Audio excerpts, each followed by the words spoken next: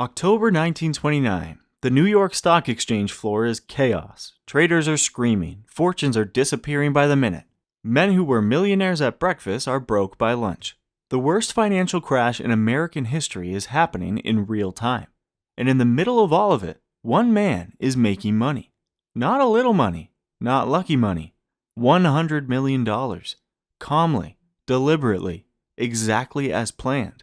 His name was Jesse Livermore, and his story is one of the most extraordinary, reckless, and tragic in the history of financial markets. Jesse Livermore was born in 1877 in Massachusetts. His family were farmers, poor ones. His father pulled him out of school at 14 to work the fields. What Jesse did instead was talk his mother into helping him run away from home. He got a job at a brokerage firm in Boston, not as a trader, as the kid who wrote stock prices on a chalkboard as they came in over the wire.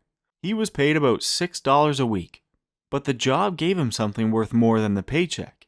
It gave him data. Jesse spent every spare moment studying the numbers, not the companies behind them, just the numbers themselves. He dedicated an insane amount of time to studying how prices moved, how they behaved before a big jump or a big drop, and how they gave away what was coming if you watched closely enough. He started keeping a notebook. In the end, he developed a near-perfect memory for price patterns. This was a 14-year-old runaway farm kid, and he was teaching himself to read markets in the 1890s before anyone had a word for what he was doing. If Jesse Livermore were alive today, he would either be running a billion-dollar trading firm or absolutely destroying people on a trading Discord. Probably both. At 15, he placed his first bet at a bucket shop, which was basically an underground betting parlor where you could gamble on stock prices without actually buying stocks. He made $3.12. He was thrilled. He went back. By 20, he had made over $1,000 in bucket shops. In the late 1890s, that was real money. The bucket shops eventually banned him. All of them. They banned a teenager because he was winning too consistently and it was costing them money. That should tell you what kind of trader he was going to become. Livermore moved to New York and started trading on the real stock market. And here he discovered something uncomfortable. The real market worked differently from the bucket shops. Orders took time to fill. Prices moved between when you decided to buy and when the trade actually went through.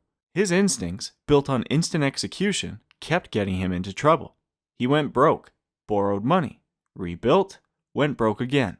This is important because the Jesse Livermore story is not a straight line from poor to rich.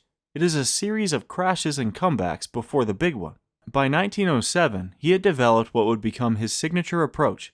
Instead of trying to pick the right stocks, he focused on reading which way the whole market was heading. When everything was going up, buy. When everything was heading down, bet against it. Betting against the market, called short selling, works like this. You borrow shares from someone, sell them at today's price, wait for the price to drop, buy them back cheaper, and keep the difference. It is a way of making money when things fall apart. In 1907, during a financial panic, Livermore shorted the market and made roughly $3 million. He was 30 years old. Then he lost most of it on a bad bet, then rebuilt, then lost it again. At a certain point, the pattern starts to look less like bad luck and more like a personality trait. By the late 1920s, Livermore was one of the most watched figures on Wall Street. When he bought or sold, people noticed. He was known as the Great Bear of Wall Street, which sounds like a compliment but was partly meant as an insult by people who thought making money from falling prices was ungentlemanly. Livermore did not care what they thought. He cared about being right. The 1920s market was running on pure excitement. Stock prices were climbing on borrowed money and blind confidence. Everyone was sure it would never go down. Every dip got bought. Caution was treated as cowardice. Livermore had seen this feeling before. He knew what came after it.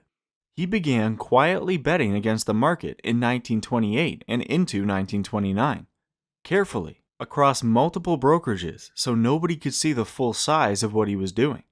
His total position against the market, which he built over months, was enormous. On October 24, 1929, Black Thursday, the market broke. It was not a dip this time, a collapse. On October 29th, Black Tuesday, it collapsed again, harder. The Dow lost roughly 25% of its value in 2 days. The damage to the American economy was catastrophic. In the midst of the greatest financial disaster in American history, Jesse Livermore made approximately $100 million. That's $100 million in 1929. That translates to somewhere between $1.5 and $2 billion in today's money, made in days, by betting against the greatest financial disaster in American history. He was 52 at the time. He had predicted the crash, planned for it, and executed perfectly. Without any doubt, he was one of the most successful traders who had ever lived.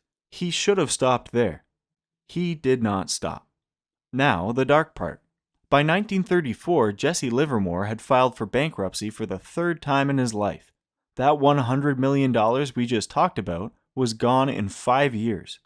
How? The same way it always went. He pushed his bets where he should have stepped back. The early 1930s markets were wild and unpredictable, even for the man who had just called the crash. He made big bets in the wrong direction. He traded on emotion when his instincts failed him, and he borrowed money to hold on to positions that were moving against him. His personal life was falling apart at the same time.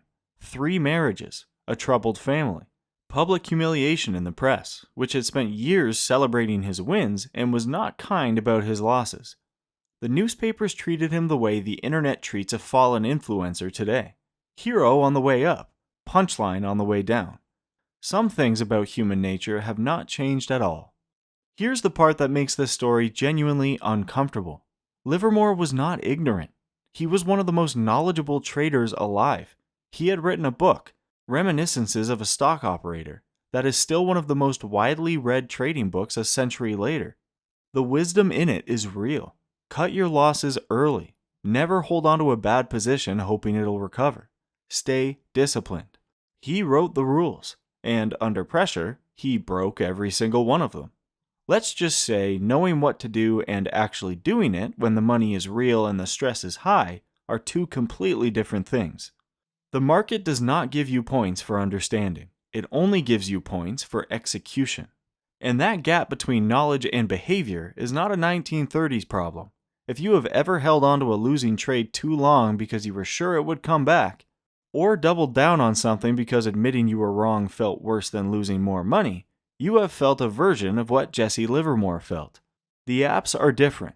The psychology is identical. On November 28, 1940, Jesse Livermore took his own life at the age of 63. He left a note describing himself as a failure. He had made and lost several fortunes.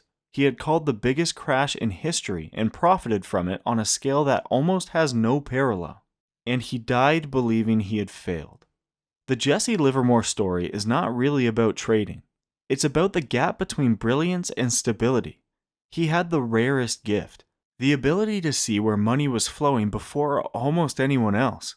What he never figured out was how to stop, how to protect what he had built, how to treat a win as something to keep rather than something to bet again. The market will always offer another trade. That is the trap.